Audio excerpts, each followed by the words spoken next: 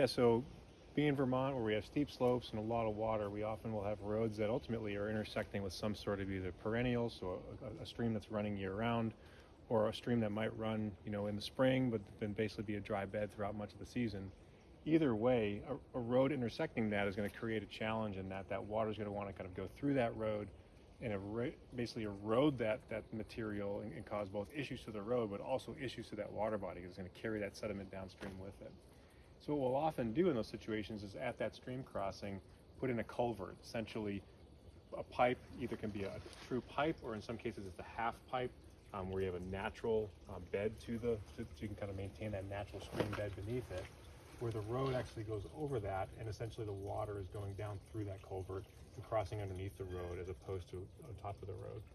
What's critical about culverts is that we're sizing them for the stream, and so we want to make sure that they're able to take kind of the highest volume of water that stream would produce.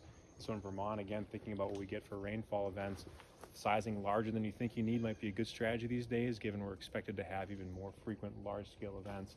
And then we also want to make sure that we're doing it in a way that can still maintain some connectivity in terms of the passage for fish and other organisms through those culverts. And so we don't want a culvert that's hanging out of the water that when it comes down through, it basically creates a waterfall beneath it, because essentially anything trying to move upstream is going to have an inability to do that. So kind of make sure that culvert is maintaining the connectivity and functionality of that stream.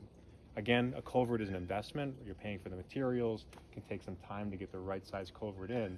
But over the long term, it's actually saving you money in terms of the impact to your road system that a major rainfall event or other things might create. And plus, it's part of best management practice. We want to make sure that we're not creating any issues to water bodies, to organisms that require streams. So having a well-designed culvert really can minimize those impacts.